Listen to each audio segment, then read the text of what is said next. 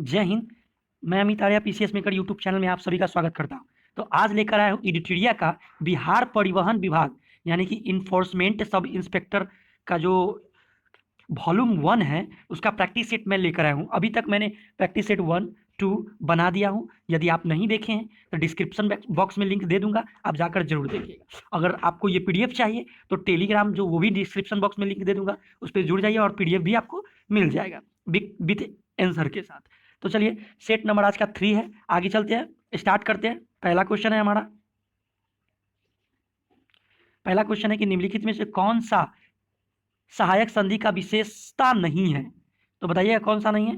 तो B is the right answer आपका। देशी रियासतों की आंतरिक शासन कंपनी के अधीन होगी।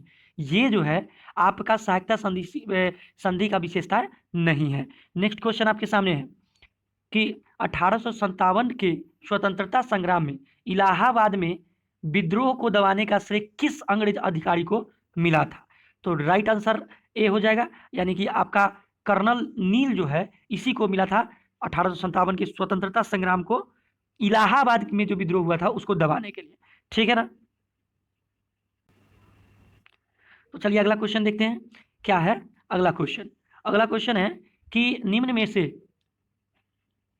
निम्न में से किस समाचार पत्र पर वर्नाक्यूलर प्रेस एक्ट की तहत कार्यवाही की गई? तो B is the right answer, यानी कि भारत मिहिर एक समाचार पत्र था, ठीक है ना, इसी पर कार्रवाई किया गया था। ठीक है। नेक्स्ट आपके सामने है, देखिए आगे है कि इंडोपेडेंसी नामक समाचार पत्र किसके द्वारा प्रकाशित या संपादित किया गया था? तो बी 4 का आंसर आपको होगा बी, यानी कि मोतीलाल नेहरू द्वारा। क्या हुआ था कि मोतीलाल नेहरू के द्वारा इंडिपेंडेंस नामक समाचार पत्र जो है प्रकाशित किया जाता था। नेशनल हेराल्ड जवाहरलाल नेहरू द्वारा प्रकाशित किया गया था। ठीक है ना। तो नेक्स्ट क्वेश्चन 5 नंबर देखते हैं। बाल हत्या प्रथा किस प्रेसिडेंसी में अधिक थी? तो C is the right answer. Bengal में देखने को मिला था। क्या हुआ था कि बंगाल प्रेसिडेंटी और राजपूतों में यह प्रथा सर्वाधिक प्रचलित था। 1795 में बंगाल नियम 11 एवं 1804 के नियम 3 के तहत इस प्रथा को रोकने के लिए व्यापक प्रयास किया गया था। ठीक है। नेक्स्ट क्वेश्चन आपके साथ सामने है 6 नंबर, ध्यान से समझिएगा कि रेशमी रुमाल षड्यंत्र किससे संबंधित है? तो 20 द राइट आंसर होगा आपका। ठीक है। देखिए, मालवी उबैदुल्ला सिंघी रेशमी रुमाल षड्यंत्र से संबंधित है। यह खुदाई सेना से संबंधित है, ध्यान रखिएगा।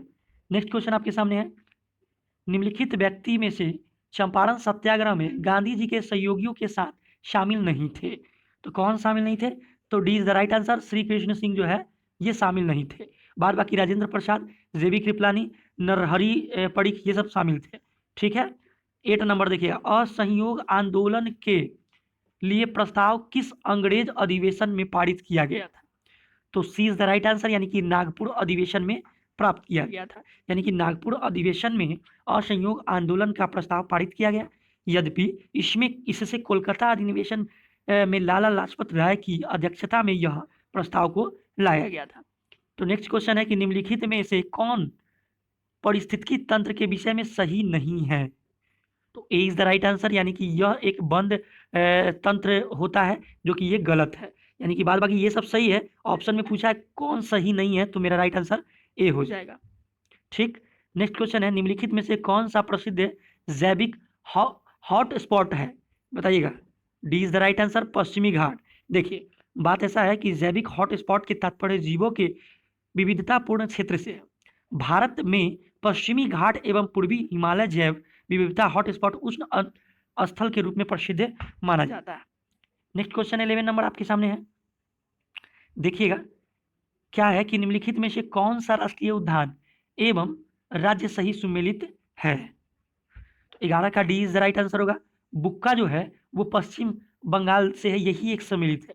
बाद बाकी आपका जो दिखाई दे रहा है वो सब सम्मिलित नहीं है। कैसे? तो देखिए, ये जो बांदीपुर जो है ना, तमिलनाडु नहीं है, ये कर्नाटक में है। ठीक। उसके बाद जो दिखाई दे रहा है इम्फा जो है असम में नहीं है, वो मिजोरम में है। ठीक। बुक्का जो देख रहे हैं वो पश्चिम बंगाल में, ही तो बता ही दिया। और बांधवगढ़ जो है छत्तीसगढ़ ना होके मध्य प्रदेश है। तो ये सारी बातें को आपको ध्यान में रखना होगा। नेक्स्ट क्वेश्चन है, किस चक्र किस चक्र के संचालन में सौर विकिरण की महत्वपूर्ण भूमिका होती है? तो 12 का राइट आंसर आपका हो गया बी, जल चक्र के। देखिए जल चक्र का संपूर्ण चरण जो है वो होता क्या है कि सौर विकिरण की महत्वपूर्ण भूमिका। उदाहरण के लिए बर्फ के द्रवीकरण या जल के वाष्पीकरण इत्यादि हो सकते हैं। तो 13 का क्वेश्चन देखिएगा कि गौतम बुद्ध ने संघ में भिक्षुनी यानी स्त्री प्रवेश में अनुमति कहाँ दी थी? तो 13 का राइट आंसर होगा ए, यानी वैशाली में दिया था। ठीक है, क्या हुआ था कि अपने शिष्य आनंद के कहने पर बुद्ध भगवान ने स्त्री को संघ में प्रवेश करने की अनुमति दी थी, और पहली भिक्षुनी जिसको कहा जाता है प्रजापति गौतमी, जो बुद्ध भगवान की सौतेली माँ थी। 14 का देखिएगा, त्रिवेणी नहर को पानी किस नदी से मिलती है? तो 20 द राइट आंसर गंडक से मिलती है। तो देखिए त्रिवेणी नहर जो है गंडक नदी से निकलती है। त्रिवेणी नहर बिहार के उत्तर पश्चिम सीमा पर ये पश्चिमी चंपारण से निकलते हुए आती है। नेक्स्ट क्वेश्चन है कि भारत के किस क्षेत्र में सर्वाधिक दैनिक तापांतर पाया जाता है? तो 15 का आपका आंसर हो जाएगा सी, यानी कि मरुस्थलीय क्षेत्र में। जैसे भारत में सर्वाधिक दैनिक तापांतर मरुस्थलीय क्षेत्र यानी कि राजस्थान में पाई जाती है। इस क्षेत्र में दिन का तापमान काफी उच्च होता है, जबकि रात का तापमान जो होता है काफी निम्न होता है, जिसके कारण दैनिक तापांतर सर्वाधिक होता है। 16 का देखिए, बिहार में महिला साक्षरता दर 2011 की जनगणना के अनुसार कितना है? तो 20 द राइट आंसर, यानी कि महिला साक्षरता है जो है 51.5% देखने को मिलता है। ठीक है, कैसे? तो देखिए बात है ऐसा, वो नेक्स्ट क्वेश्चन देखते थोड़ा पहले। निम्नलिखित कथनों में सही नहीं है, तो बताइए कौन सही नहीं है? तो देखिए D is the right answer. Bharat का लिंगानुपात 945/1000 है, ये गलत है। क्यों गलत है? देखिए 45 नहीं है, 943 महिला पर 1000 पुरुष है, ये आपको ध्यान रखना है। यहाँ 45 दिया हुआ तो गलत है, ठीक है ना, ये गलत है, यानी कि ऑप्शन मेरा यही सही होगा। तो भारत की जनसंख्या का घनत्व इतना है, वो सही है। उसका 73% कुल साक्षरता, ये भी सही है। 2011 में 17.7% था, वो भी सही है। तो देखिए बारीकी से समझिए, थोड़ा समय लगेगा लेकिन बेहतरीन तरीका से। 3 जनवरी को उपसौर की घटना होती है, तो 18 का आंसर आपका ए होगा। इसी दिन पृथ्वी पर दिन रात क्या होते हैं? बराबर होती है। तारे का रंग किससे प्रदर्शित होता है? बताइएगा। 19 का आंसर आपके सामने है ए, ताप पर। ठीक है, ये क्वेश्चन बहुतों बार एग्जाम में पूछ चुका है, इस बात को ध्यान रखिएगा। नेक्स्ट क्वेश्चन आपके सामने है, कौन सा भूकंप तरंगे सबसे अधिक विनाशशाली है, विनाशकारी है? ठीक है ना, तो वो आपका राइट आंसर सी जो होगा, एल जो है बहुत विनाशकारी है पी एस के अपेक्षा।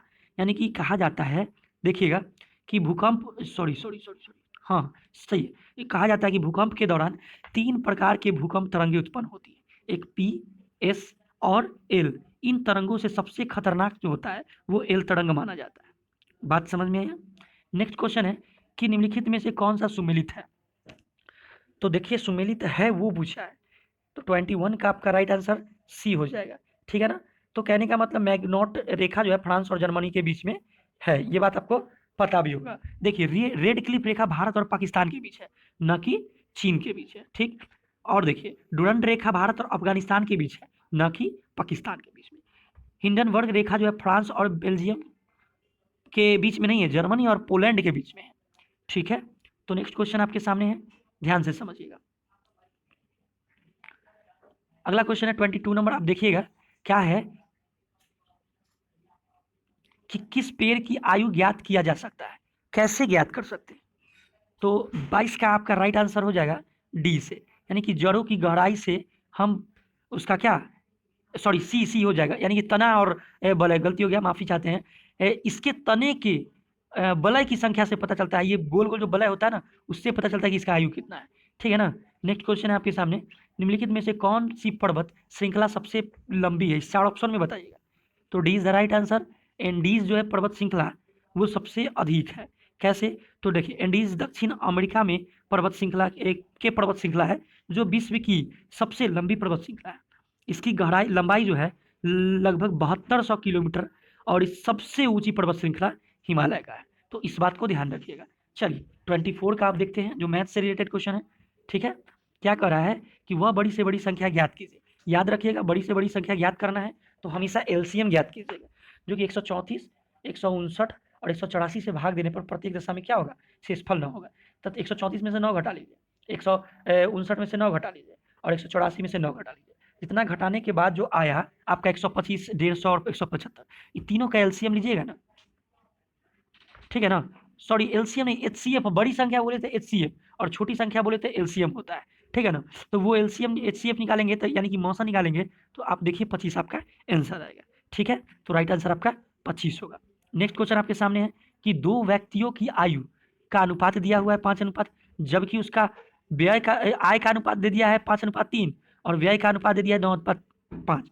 तो इसका क्रमशः दिया हुआ था, आप दो चर वाले रैखिक समीकरण पढ़े होंगे 10th क्लास में, उस फॉर्मेट में बनाइए। चलिए देखिए, मान लीजिए कि व्यक्ति का आय 5x है और दूसरा व्यक्ति का आय 3x है।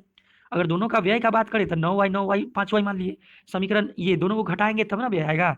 हाँ, तो दोनों को 5x माइनस 9x y घटाए तो 1300, 3x माइनस 5y बराबर 900। समीकरण 1 और 2 कट कुट कीजिएगा ना तो x बराबर 800 आ जाएगा और y बराबर 300 आ जाएगा। तो पहला का 5x है तो x में 800 गुना करेंगे तो 4000 आ जाएगा और दूसरा का आय कितना हो जाएगा 3 गुना x यानी कि 3 गुना 8 तो हो जाएगा 2400। समझ में आए। नेक्स्ट क्वेश्चन आपके सामने है, देखिएगा। कहता है कि एक समलंब की लंबाई समांतर भुजाएं 2:3 के अनुपात में है और उसकी न्यूनतम दूरी 12 सेंटीमीटर है। यदि उस समलंब का क्षेत्रफल 480 वर्ग सेंटीमीटर हो तो समानांतर भुजाओं की ज्यादा से ज्यादा भुजा की लंबाई कितनी है। डायरेक्ट इसको कुछ करना नहीं है। देखिए, मान लेंगे कि ये जो अनुपात में 2:3 दे रहे थे उसको x मान लेते हैं तीनों के। माना कि समलंब की समानांतर भुजाएं क्रमशः 2x सेंटीमीटर और 3x सेंटीमीटर। तो इसका क्षेत्रफल निकालने के लिए आपको क्या करना पड़ेगा कि 1/2 गुने आधार गुने ऊंचाई होता है। यानी कहने का मतलब कि समानांतर भुजाओं का योग और गुना में उसके बीच का जो लंबवत दूरी होता है उसी को हम लिखते हैं। समझ में आए। तो 1/2 गुने 2x प्लस 3x गुना में 12 काट कूट करेंगे तो x का वैल्यू जो आएगा आपका कितना आएगा, आपका 16 आ जाएगा, ठीक है। तो 3x का लंबाई अगर पूछ रहा है तो 3 गुने 16 48 आंसर हो जाएगा। नेक्स्ट क्वेश्चन आपके सामने है कि एक चुनाव में 20% मत अवैध घोषित हो गए। इस चुनाव में करीम और रावत दो उम्मीदवार थे। रावत वैध मतों का 40% प्राप्त करता है और 1600 मतों से पराजित हो जाता है। तो मतों का बताइए इसका क्या प्रयोग होगा। नहीं, मतदान अपने मतों का कितना प्रयोग हुआ। तो देखिए 100% 100% होता है, इसमें कि 20% अवैध हो गया तो 70% 80% तो वैध है ना। तो 20% छोड़ दीजिए। अब 80% अपने आप में 100% होता है, पता है ना। हम 80% में क्या किया कि 40% रावत को मत से हार जा रहा है। तो भाई करीम जो है जीतता होगा ना 60% से, ठीक। तो दोनों का अंतर हारने का कितना है रावेद का 1600 मतों से हारा। तो दोनों का अंतर रियल में 60% और 40%, तब प्रतिशत में कितना है तो 20%। सॉरी, तो प्रतिशत में 20% हो गया और उसके बाद ऐसे 80% हो गया। तो 80% का 20% आपको 1600 दिया हुआ है तो आप काट कूट करिएगा तो आपका 10,000 मत जो है वो आपको देखने को मिलेगा, ठीक है ना। नेक्स्ट क्वेश्चन आपके सामने है, अप्रैल माह में किस देश के अपने सैन्य उपग्रह नूर का सफल परीक्षण किया है। तो B is the right answer Iran का। ईरान का पहला सैन्य उपग्रह जिसका नाम नूर है उसे केंद्रीय रेगिस्तान से 22 अप्रैल को छोड़ा गया था। नेक्स्ट क्वेश्चन आपके सामने, हाल ही में किस व्यक्ति को PETA hero to animals award से सम्मानित किया गया। तो 29 का C is the right answer यानी कि नवीन पटनायक को। तो देखिए हुआ क्या था कि कोविड-19, ध्यान से समझिएगा, कोविड-19 के कारण हुए लॉकडाउन के दौरान पशुओं को खिलाने के लिए नवीन पटनायक ने राहत कोष में लगभग 54 लाख रुपया आवंटित किए गए थे, जिसके कारण पेटा ने यह सम्मान प्राप्त करने योग्य बात था। तो कितना अच्छा बात है। हाल ही में किन दो देशों के मध्य संप्रीति 2020 सैन्य अभ्यास आयोजन किया गया। तो B is the right answer Bharat और बांग्लादेश के बीच। तो भारत और बांग्लादेश के बीच में 3 फरवरी से 16 फरवरी 2020 के बीच संप्रीति युद्ध अभ्यास जो है आयोजन किया गया था। इस अभ्यास का आयोजन मेघालय के उमरोई में किया गया था। नेक्स्ट क्वेश्चन है कि 22 अप्रैल 2020 को मनाए गए पृथ्वी दिवस का क्या थीम रहा। तो C is the right answer climate action जो है वो थीम रहा। इसमें कुछ समझाने की जरूरत नहीं है। वर्ल्ड अर्थ डे हर साल जो है 22 अप्रैल को मनाया जाता है। ये बिहार दरोगा में क्वेश्चन में पिछले साल पूछा भी था। नेक्स्ट क्वेश्चन आपके सामने है,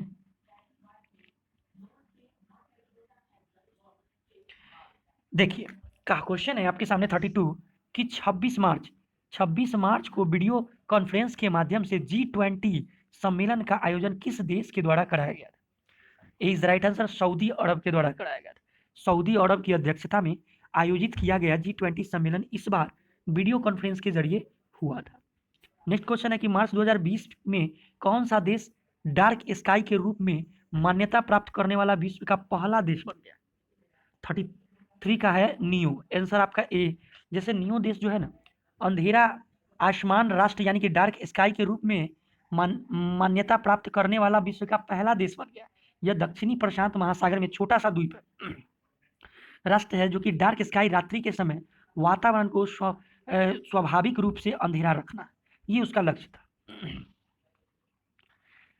किस प्रौद्योगिकी संस्था ने भारत का पहला वैश्विक हाइपरलूप पावर स्पर्धा का आयोजन किया है? तो B is the right answer IIT Madras ने, IIT मद्रास ने। ध्यान रखिएगा, इसमें क्या है कि मद्रास का भारतीय प्रौद्योगिकी संस्था हाइपरलूप के बारे में जागरूकता बढ़ाने और प्रोत्साहित करने के लिए भारत की पहली वैश्विक हाइपरलूप स्पर्धा का आयोजन भारतीय हाइपरलूप पौड स्पर्धा का जुलाई 2020 में होना था। नेक्स्ट क्वेश्चन आपके सामने है, विश्व आर्थिक स्वतंत्रता सूचकांक में भारत को कौन सा स्थान प्राप्त हुआ है? तो D is the right answer 120वां स्थान प्राप्त हुआ है। तो देखिए नेक्स्ट क्वेश्चन आपके सामने है, एटीएम, देखिए एटीएम के निकासी पर ओटीपी सुविधा देने वाला भारत का पहला बैंक कौन बन गया है? तो 36 का आंसर आपका सी हो जाएगा, यानी कि SBI बन गया है। यानी कि एटीएम से निकासी पर ओटीपी की सुविधा देने वाला भारत का पहला बैंक SBI बना है। SBI की स्थापना जो है 1955 ईस्वी में हुई थी तथा इसे वैधानिक मान्यता 1992 में दिया गया था। वर्तमान में SBI के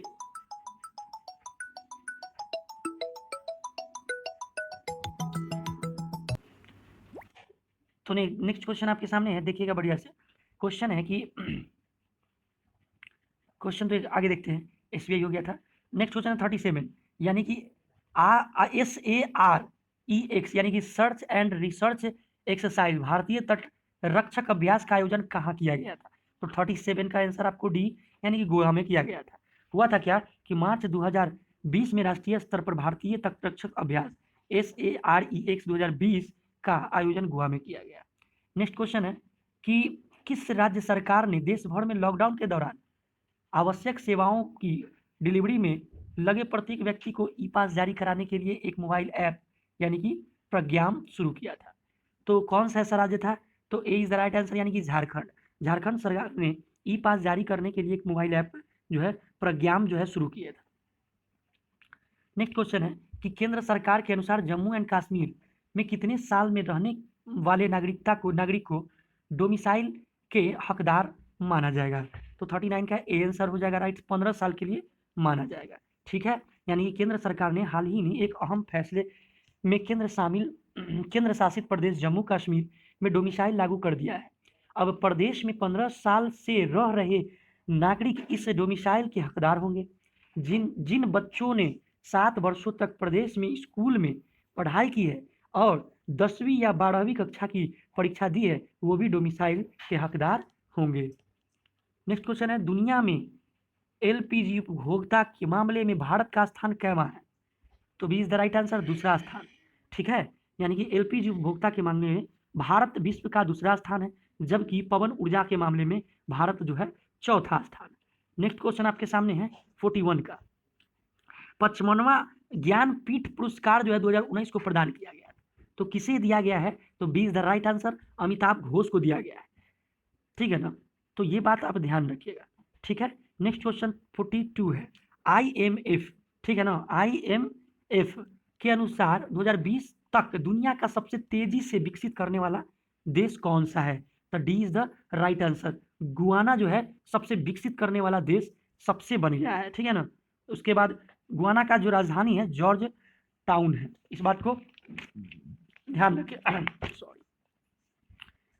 नेक्स्ट क्वेश्चन आपके सामने है 43 है कि हिमाचल प्रदेश में स्थित रोहतांग सुरंग का नाम निम्नलिखित में से किसके नाम पर रखा गया है? तो ए is the right answer, Atal Bihari Vajpayee के नाम पर रखा गया है। रोहतांग सुरंग का नाम आपको पता ही है कि पूर्व प्रधानमंत्री अटल बिहारी वाजपेयी के नाम से अटल टनल रखा गया है। 44 66वां दादा साहब फाल्के पुरस्कार किसे सम्मानित किया गया है? तो B is the right answer, Amitabh Bachchan को 66वां दादा साहेब फाल्के पुरस्कार वर्ष 2018 के लिए अमिताभ बच्चन को प्रदान किया गया है। यह सिनेमा के क्षेत्र में भारत का सर्वोच्च पुरस्कार होता है। इसकी शुरुआत 1969 में की गई थी। सर्वप्रथम देविका रानी को दिया गया था। नेक्स्ट क्वेश्चन आपके सामने है,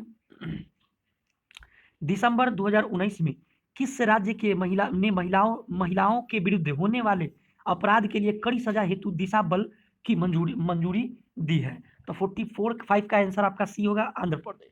आंध्र प्रदेश कैबिनेट ने महिला के विरुद्ध होने वाले अपराध के लिए कड़ी सजा के प्रावधान हेतु दिशा बल को क्या किया था? प्रेरित किया था। नेक्स्ट क्वेश्चन है कि अर्ली इंडिया पुस्तक के लेखक कौन है? 46 का राइट आंसर ए, टोनी जोसेफ जो है अर्ली इंडिया के पुस्तक के लेखक है। नेक्स्ट क्वेश्चन है कि बिहार के किस जिले में प्रवासी पक्षियों के लिए पहला बर्ड रिंगिंग स्टेशन स्थापित किया गया है? बर्ड रिंगिंग स्टेशन स्थापित किया गया है।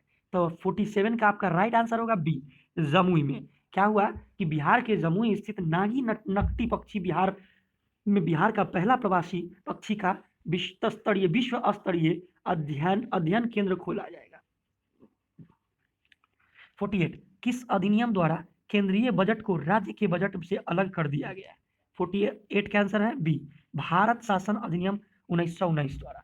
ठीक है, देखिए हुआ क्या था कि भारत शासन अधिनियम द्वारा 1919 द्वारा पहली बार केंद्रीय बजट को राज्य के बजट से अलग कर दिया गया और राज्य विधानसभा को अपना बजट स्वयं बनाने के लिए अधिकृत कर दिया गया। तो 49 अब देखते हैं कि निम्नलिखित में से किस योजना के आधार पर संविधान सभा का गठन हुआ? तो 49 का आपका राइट आंसर ए हो जाएगा, कैबिनेट मिशन योजना के तहत। कैबिनेट मिशन योजना द्वारा सुझाए गए प्रस्तावों के तहत नवंबर 1946 में संविधान सभा का गठन हुआ था। 50 नंबर क्वेश्चन देखते हैं, अंतरिक्ष देखिएगा, अंतरिम सरकार के बैठक की घोषणा कब की गई थी? तो 50 का आपका राइट आंसर हो जाएगा बी, 24 अगस्त 1946 को। 24 अगस्त 1946 को जलियांवाला, ध्यान से समझिएगा, जवाहरलाल नेहरू के नेतृत्व में भारत की पहली अंतरिम राष्ट्रीय सरकार की घोषणा की गई थी। 50 नंबर क्वेश्चन क्लियर हुआ। 51 नंबर क्वेश्चन देखते हैं, निम्नलिखित में से कौन सा कथन सही है? तो D is the right answer आपका हो जाएगा, न तो एक और न ही दो, दोनों में से कोई सही नहीं है। ठीक है सॉरी, देखिए नेक्स्ट क्वेश्चन है, अनुच्छेद 54 में संबंधित किस चीज के बारे में? तो 54 संबंधित जो है सी ऑप्शन आपकी उपराष्ट्रपति के निर्वाचन रीति के संबंध में। जब राज्य के राष्ट्रपति शासन लागू हो तो संसद को संबंधित राज्य के लिए राज्य सूची पर कानून बनाने की शक्ति प्राप्त हो जाती है। राष्ट्रपति शासन के उपरांत भी संसद द्वारा बनाया गया कानून प्रभावी होता है, और ये बात ध्यान रखिए, इसका अर्थ यह है कि इस कानून के प्रभावी होने की अवधि राष्ट्रपति की अवधि से स्वतंत्र है, और परंतु ऐसे कानून को राज्य विधानमंडल द्वारा निष्कासित या परिवर्तित या पुनः लागू किया जा सकता है। नेक्स्ट क्वेश्चन है 53 नंबर क्वेश्चन आपके सामने है। 54 नंबर क्वेश्चन, किस राज्य के मंत्री व्यक्तिगत रूप से किसके प्रति उत्तरदायी होता है? 54 का आपका राइट आंसर जो होता है, 54 का राइट आंसर आपका ए हो जाएगा, राज्यपाल के प्रति होता है। ठीक है, हुआ क्या था समझिएगा गौर से कि किस राज्य, देखिए किसी राज्य के प्रति मंत्री व्यक्तिगत रूप से उस राज्य के राज्यपाल के प्रति उत्तरदायी होता है, जबकि सामूहिक रूप से विधानसभा के प्रति उत्तरदायी होता है। तो 55 देखिएगा, 55 का आंसर, निम्न में कथनों पर गलत बताइए कौन गलत है? तो C is the right answer, यानी कि सी गलत है आपका आंसर। क्यों? क्योंकि राज्य लोक सेवा आयोग के अध्यक्ष या सदस्य के वेतन भत्ता राज्य सचिव जो है से दिया जाता है, जबकि पेंशन भारत के सचिव निहित द्वारा दिया गया। ये गलत है। कैसे गलत है? तो देखिए, राज्य लोकसभा आयोग के सदस्य एवं अध्यक्ष की नियुक्ति राज्यपाल द्वारा की जाती है, जबकि उसके पद से हटाने की शक्ति उसके पास नहीं होती है। यह शक्ति राष्ट्रपति के पास होता है, केवल राष्ट्रपति के पास। इस बात को आप ध्यान रखिएगा। नेक्स्ट क्वेश्चन आपके सामने है कि वित्त आयोग से संबंध में निम्नलिखित कथनों पर विचार कीजिए। तो 57 का आपका 56 का आंसर हो जाएगा बी, यानी कि B is the right answer. A और 3, 1 और 3 आपका सही आंसर होगा। कैसे? तो देखिए, बात है ऐसा कि वित्त आयोग के अध्यक्ष एवं 4 अन्य सदस्य होते हैं। एक अध्यक्ष होते हैं और 4 अन्य सदस्य होते हैं, जिसकी नियुक्ति राष्ट्रपति द्वारा होती है। इसका कार्यकाल राष्ट्रपति के आदेश के तहत तय होता है और पुनर्नियुक्त भी हो सकते हैं। नेक्स्ट क्वेश्चन है कि किसी संविधान संशोधन द्वारा यह निर्धारित किया गया है कि अनुच्छेद 20 और 21 द्वारा प्रदत्त मूल अधिकार को राष्ट्रीय आपातकाल की निलंबित नहीं किया जा सकता।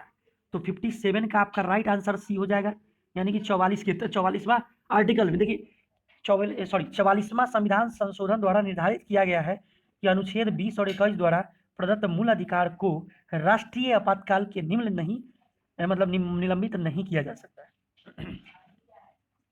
नेक्स्ट क्वेश्चन है कि निम्न में से आरबीआई के मौद्रिक नीति का मात्रात्मक उपकरण है।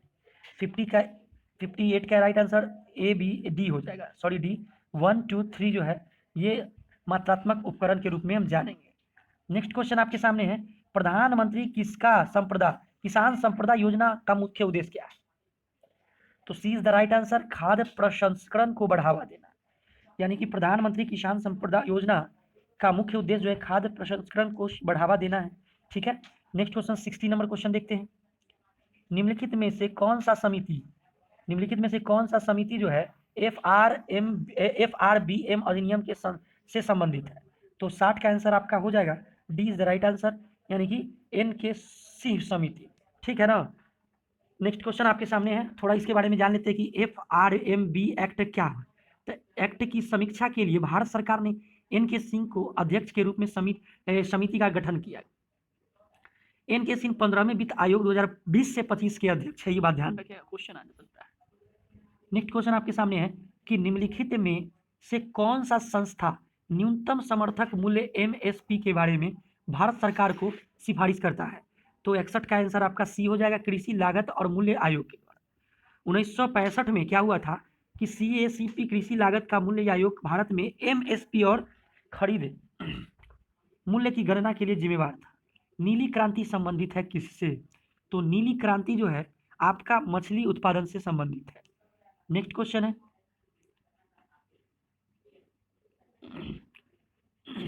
लंदन में कर्जन जो है वायली की हत्या का संबंध है।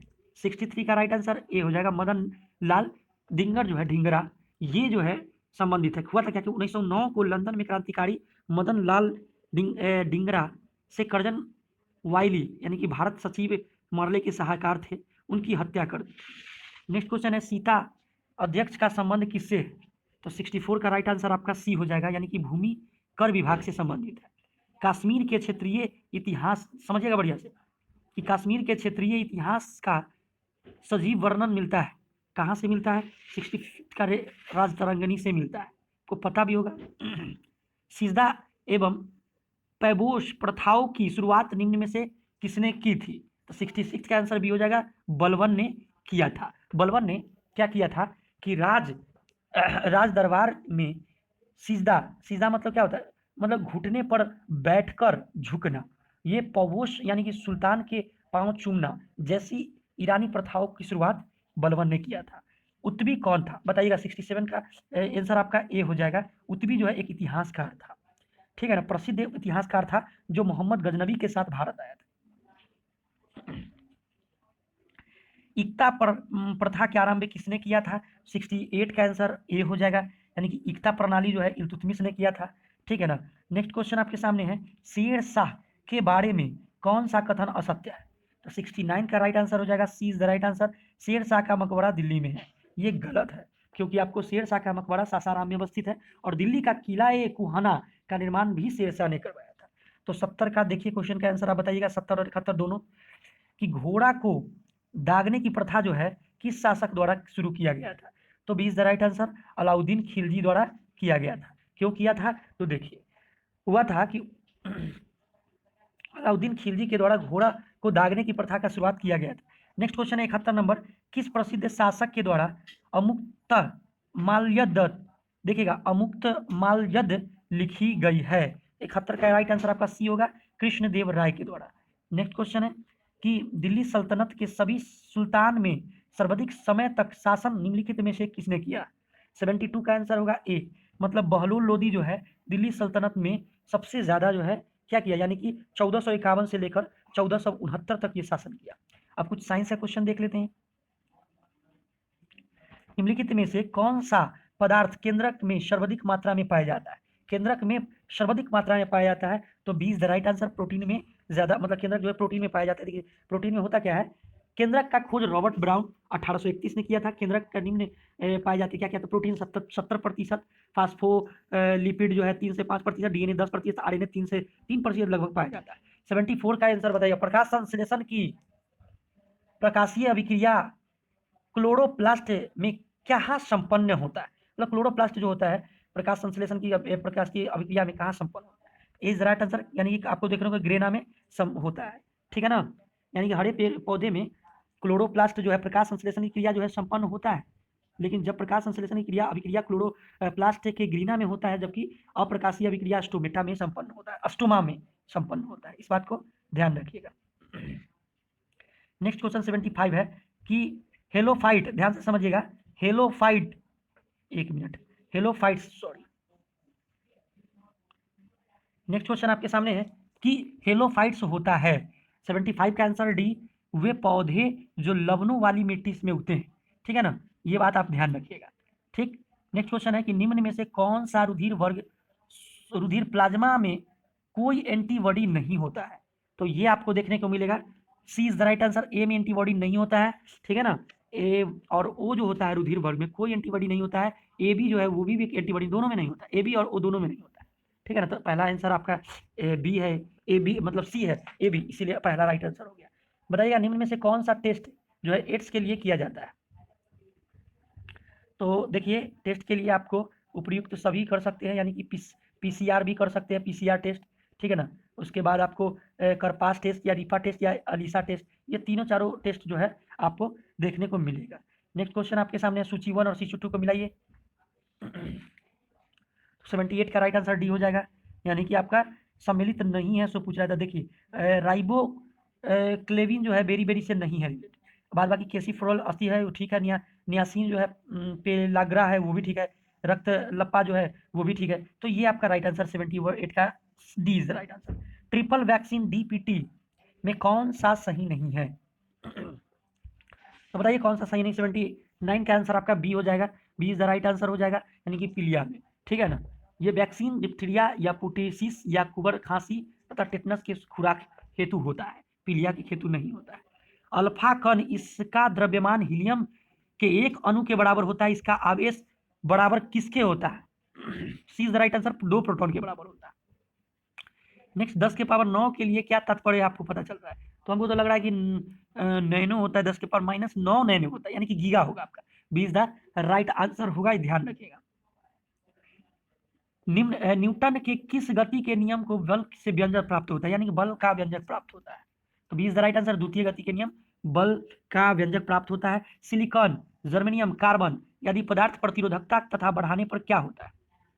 ए इज द राइट आंसर, प्रतिरोधकता बढ़ाइए तो इसमें बढ़ जाएगा, ठीक है ना। 83 का, क्योंकि अर्धचालक की विद्युत चालकता अर्धचालक की अपेक्षा बहुत अधिक होता है, समझे। उसके बाद सुचालक की अपेक्षा बहुत ही कम होता है, जैसे सिलिकॉन, जर्मेनियम, कार्बन, ये सब अर्धचालक, इसको गर्म करने पर इसकी चालकता बढ़ने लगता है, इस बात को ध्यान रखिएगा। 84 विद्युत धारा का चुंबकीय प्रभाव का खोज किसने किया? 84 का आंसर होगा आपका सी इज द राइट आंसर, ऑस्ट्रेड, बस इतना याद रखिए। नेक्स्ट क्वेश्चन है कि निम्न में से किस तत्व का सर्वाधिक समस्थानिक है, बताइए। यानी कि D is the right answer, polonium का, याद रखिएगा सबसे ज्यादा सर्वाधिक समस्थानिक पोलोनियम का आपको देखने को मिलेगा ही मिलेगा, ठीक है ना। कितना होता है? तो लगभग 27 होता है। नेक्स्ट क्वेश्चन है, आगे देखेंगे, थोड़ा धुंधला है लेकिन गौर से देखिए हो जाएगा। हाइड्रोजन को जलाने से क्या बनेगा? तो पानी बनेगा, और क्या बनेगा, इसमें कोई बड़ा बात है। चलिए नेक्स्ट क्वेश्चन है, ग्रेफीन होता है, ग्रेफीन होता है, वो होता है कार्बन का नैनो पति रूप होता है, इस बात को ध्यान रखिएगा। नेक्स्ट क्वेश्चन है कि विश्व रक्तदान दिवस कब मनाया जाता है? रक्तदान दिवस कब मनाया जाता है? तो D is the right answer, 14 जून को मनाया जाता है, ठीक है। नेक्स्ट क्वेश्चन है, निम्नलिखित में से सुमेलित करिए कौन सुमेलित है, ठीक है ना। 89 का आपका आंसर हो जाएगा D. D is the right answer. A का 4 हो जाएगा, 2 का आपका हो जाएगा, सॉरी ए का 1 ही हो जाएगा, गलती हो गया। ए का आपका 1 हो जाएगा, 2 का 4 हो जाएगा, 3 का अगर 2 हो जाएगा और 4 का 3 हो जाएगा। यानी कि ये इस बात को ध्यान रखिएगा, ठीक है ना। नेक्स्ट क्वेश्चन है कि फिस्टाइल एंड डॉल्फिन किक शब्द का संबंध किस खेल से है? तो D is the right answer. तैराकी से संबंध है, आपको पता भी होगा, ठीक है। नेक्स्ट क्वेश्चन आपके सामने है कि अंचता शरथ कमल की संबंध किस खेल से है? 91 का खेल से संबंधित बताइएगा, किस खेल से संबंधित है? तो वो आपका टेनिस, टेबल टेनिस से संबंध है, ठीक है ना। अर्चना शरथ कमल जो है भारतीय टेबल टेनिस की खिलाड़ी है। नेक्स्ट क्वेश्चन है महामन्ना के उपनायक के उपनाम से किसे जाना जाता है? महामन्ना 92 का D is the right answer. Madan Mohan Lal के नाम से, मतलब इनको इस नाम से भी जाना जाता है। नेक्स्ट क्वेश्चन है कि एकमात्र भारतीय जिसे रसायन के क्षेत्र में नोबेल पुरस्कार प्रदान किया गया है, उनका नाम आप बताइएगा। तो देखिएगा वेंकटरमन रामकृष्ण जो है, ये रसायन यानी केमिस्ट्री के क्षेत्र में नोबेल पुरस्कार पाने वाले पहले क्या है। नेक्स्ट क्वेश्चन, किस संविधान सभा का सचिव नियुक्त किया गया है? किसे संविधान सभा का सचिव नियुक्त किया गया है? तो is the right answer HBR Iyengar को, ठीक है ना। HBR अयंगर को संविधान सभा का सचिव नियुक्त किया गया, करंट में है। नेक्स्ट क्वेश्चन आपके सामने है, संविधान के किस अनुच्छेद के में अखिल भारतीय सेवा का उपबंध किया गया है? 95 का आंसर हो जाएगा सी 312। 312 के तहत आपको ये अनुच्छेद प्रस्तावित किया गया है, जिसमें कि भारतीय अखिल सेवाओं के बारे में उपलब्ध किया गया है। 97 का आंसर बताइएगा। भारतीय नौसेना की पहली महिला पायलट लेफ्टिनेंट शिवांगी स्वरूप बनी है, वो किस राज्य की रहने वाली है? तो यह जो है बिहार की रहने वाली है, गर्व की बात है। भारतीय नौसेना की पहली महिला पायलट है लेफ्टिनेंट शिवांगी स्वरूप, जो है मूल रूप से बिहार की मुजफ्फरपुर जिला की है। उन्होंने कोचिंग यानी केरल में प्रशिक्षण प्राप्त किया है। नेक्स्ट क्वेश्चन है UNCTAD मतलब UNCTAD द्वारा जारी विश्व निवेश रिपोर्ट के अनुसार 2019 में भारतीय विश्व दिवस जो है, भारत विश्व में FDI प्राप्तकर्ता किस स्थान पर चला गया है? तो D is the right answer, 9वां स्थान पे चला गया है, ठीक है ना। याद रखिएगा, यानी कि कहा जाता है कि 9वां सबसे बड़ा प्राप्तकर्ता देश बन गया है, लेकिन 2019 में भारत प्रत्यक्ष विदेशी निवेश 51 मिलियन डॉलर रहा, बहुत ज़्यादा है। खैर अब तो कम जा रहे हैं कोविड-19 के कारण। देखिए डिक्शनरी.com ने किस निम्नलिखित शब्द को 2019 का वर्ड ऑफ द ईयर चुना है? बताइएगा। 98 का आंसर आपका, 20 राइट आंसर। देखिए एग्जिस्टेंशनल, देखिए एग्जिस्टेंशल जो है ये आपका आंसर हो जाएगा, देख लीजिएगा थोड़ा। नेक्स्ट क्वेश्चन आपके सामने है 99, किस भाषा को दिसंबर 2019 के में राज्यसभा में पहली बार बोला गया है? 99 का C is the right answer, Santhali भाषा को बोला गया है। लास्ट आज का क्वेश्चन का आंसर है, क्वेश्चन किस राज्य में सबसे पहले पशु किसान क्रेडिट कार्ड जारी किया गया है? तो 20 द राइट आंसर, हरियाणा में। यानी कि सबसे पहले पशु किसान क्रेडिट कार्ड जारी करने वाला राज्य जो है हरियाणा है। वर्ष 2019-20 के बजट में किसान क्रेडिट कार्ड को पशुपालन एवं मछली पालन में जोड़ दिया गया। यदि आपको वीडियो अच्छा लगा तो सब्सक्राइब जरूर कीजिएगा, दोस्तों के साथ लाइक शेयर जरूर कीजिएगा। जय हिंद।